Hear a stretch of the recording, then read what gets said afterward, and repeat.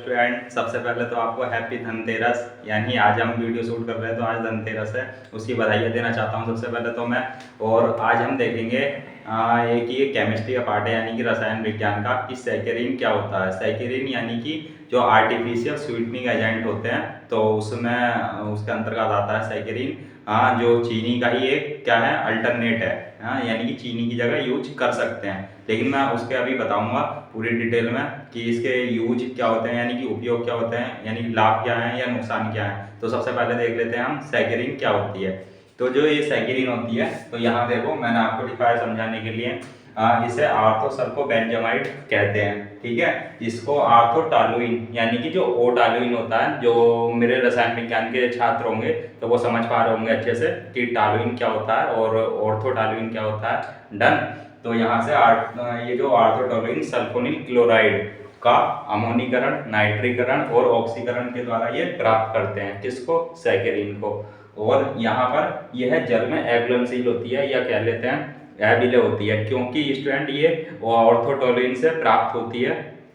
जैसा कि यहाँ पर आपको मैंने जो है लिखा है कि अमोनीकरण और ऑक्सीकरण और या नाइट्रीकरण के द्वारा ये प्राप्त होती है। तो जो टालुइन होती है वो भी एबिले होती है, किसमें, जल में। इसलिए क्या होता है, अब ये इसका टालुइन से ही निर्माण हुआ है सैकरीन का, इसलिए ये भी जल में एब्लेंसील होती है। परंतु यहाँ पर क्या होता है, इसका सोडियम और कैल्शियम लवण जो होता है, हाँ, यानी कि जो यहाँ पर ये आप फॉर्मूला देख सकते हैं, ये बेंजीन की रिंग में क्या है, ये कार्बोनिल और ये सल्फोनिल और ये अमोनियम यानी कि ऑक्सीकरण, और ये बोल सकते हैं हम अमोनीकरण, और क्या कह सकते हैं, निर्जलीकरण। एक तरीके से निर्जलीकरण यानी कि डिहाइड्रेशन के द्वारा क्या प्राप्त होती है, हमें सैकरीन प्राप्त होती है, जो इसका ये फॉर्मूला लिखा है। Done student. तो यहाँ पर जो यहाँ पर कैल्शियम लवण जल एवं घुलनशील होती है, किसमें, जो इसके सैकरीन के कैल्शियम या सोडियम लवण जो होते हैं तो वो जल में क्या होते हैं, घुलनशील होते हैं, यानी कि डिजोल्व होते हैं। डन। जैसे कि चीनी डिजोल्व होती है किसमें, जल में,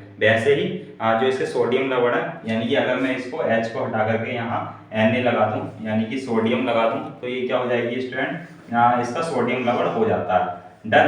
तो इस तरीके से मैंने ये आपको बताया। तो यहाँ पर और वैसे ही यहाँ पर उसका कैल्शियम अगर लगा देंगे तो कैल्शियम लवण हो जाएगा, किसका, सैकरीन का। अभी इसका उपयोग जो होता है तो इसका उपयोग जैसे पान मसाला हो गया, कैंडी हो गया, सस्ते शरबत हो गए, जैसे कि आपको बाजार में मिल जाएंगे, है ना, जो 10-5 रुपए में हमारी जो थोक या फुटकर की दुकानें होती हैं हमारे गली मोहल्लों में, तो उस पर भी क्या है, अवेलेबल रहता है। यानी कि सस्ते शरबत जो होते हैं, जिनको कह सकते हैं आप, जो ड्रिंक्स होती हैं जो बच्चे मोस्टली यूज कर लेते हैं, तो उसमें सैकरीन होता है स्टूडेंट।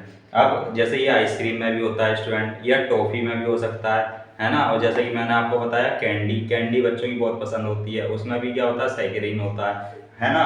अब यहाँ से ये जो है माउथ वॉश या टूथपेस्ट में भी हमारे इस्तेमाल की जाती है।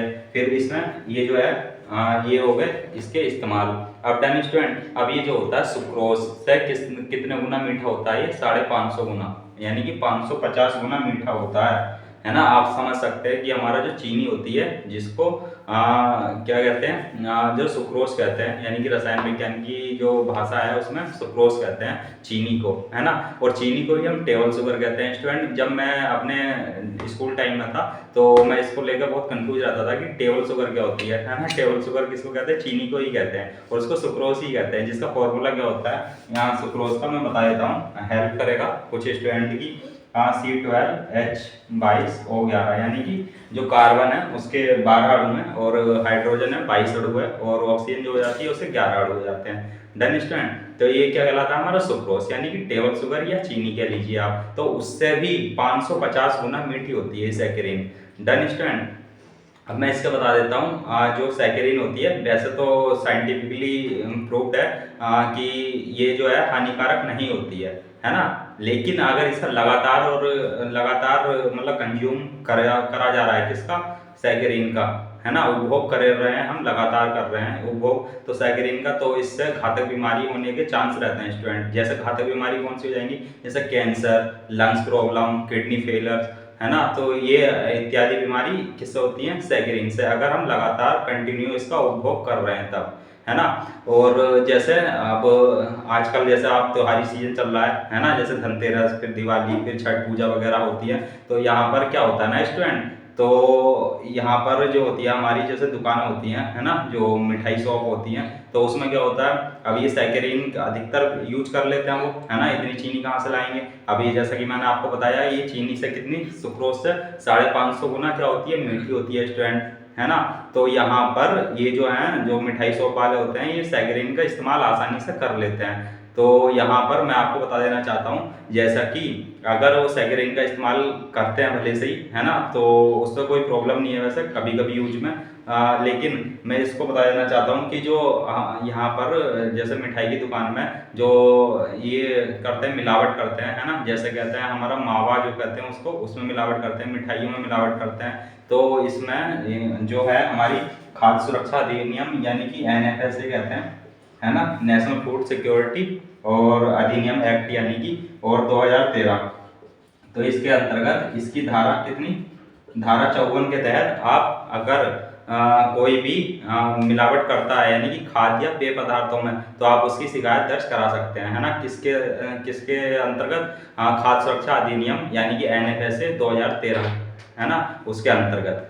किससे, धारा 54 के तहत। तो आप ये केस रजिस्टर्ड करा सकते हैं अगर कोई भी आपको यानी कि आपने पाया कि इसमें मिलावट है ना, कोई भी खाद्य पदार्थ हो, पेय पदार्थ हो। तो स्टूडेंट ये टॉपिक तो हमारा छोटा सा था, लेकिन इसमें जानकारी बहुत बड़ी दी है मैंने आपको। डन। तो यहाँ पर ध्यान रखेंगे आप, सैकरीन का इस्तेमाल बुरा नहीं है क्योंकि साइंटिफिकली प्रूव्ड हो चुका है। लेकिन अगर हम लगातार कंटिन्यूस इसका क्या कर रहे हैं, उपभोग कर रहे हैं, कंज्यूम कर रहे हैं, तभी हमारा जो हमारे शरीर में है तो उसको बहुत मतलब घातक होता है शरीर के लिए। डन। जैसे आपको बताया मैंने, cancer, heart failures, kidney failures आदि प्रॉब्लम हो जाती हैं स्टूडेंट। तो आज का था ये हमारा छोटा सा टॉपिक, यानी कि सैकरीन को लेकर के। तो ये आपको जानकारी कैसे लगी स्टूडेंट, तो कमेंट में आप ज़रूर बताइएगा, और चैनल को सब्सक्राइब करिए और शेयर करिए।